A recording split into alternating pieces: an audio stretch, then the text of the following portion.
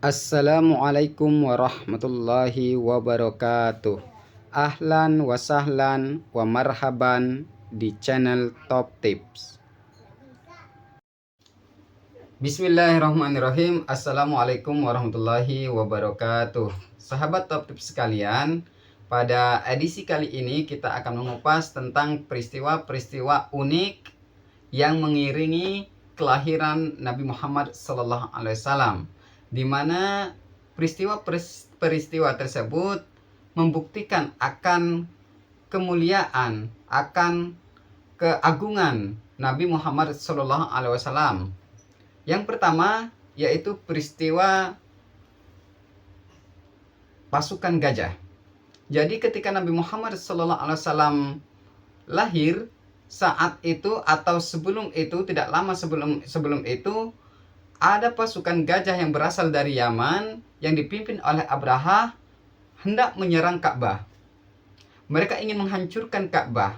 Apa motifnya? Insya Allah di video yang lain akan dijelaskan. Tapi poinnya, saat itu terjadi peristiwa penyerangan oleh pasukan gajah terhadap Ka'bah. Tapi biidznillah Allah menahan pasukan gajah ini. Jadi gajah-gajah tersebut yang besar-besar itu Allah tahan, tidak bisa bergerak, tidak bisa melangkahkan kakinya menuju Ka'bah. Bahkan kemudian Allah mengirim pasukannya berupa burung ababil dengan menjatuhkan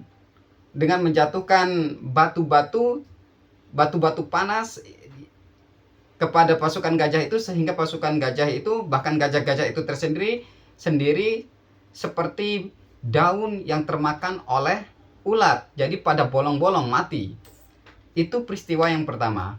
Peristiwa yang kedua, ketika proses kelahiran ini diakui sendiri oleh ibunda beliau yaitu Aminah, dengan mengatakan ketika proses kelahiran Nabi Muhammad SAW keluar, anak beliau, bayi beliau keluar, maka beliau mengatakan, saya melihat ada cahaya yang keluar dari kemaluanku, dan cahaya itu menerangi istana-istana di Syams. Nah, jadi peristiwa kedua terjadi atau nampak cahaya dari kemaluan beliau, dan cahaya itu menerangi dari istana-istana yang ada di Syams.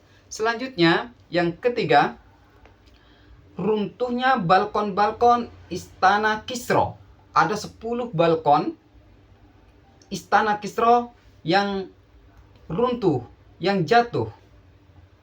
Dan selain itu, ada juga peristiwa robohnya beberapa gereja. Jadi saat kelahiran beliau ada terjadi peristiwa yaitu robohnya atau runtuhnya beberapa gereja.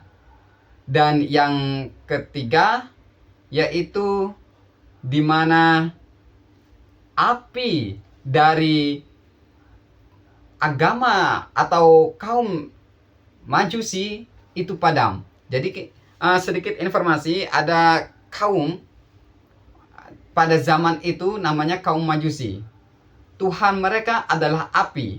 Jadi mereka berusaha untuk menjaga api itu terus menyala. Termasuk salah satu sahabat juga berasal dari kaum ini, yaitu Salman Al-Farisi.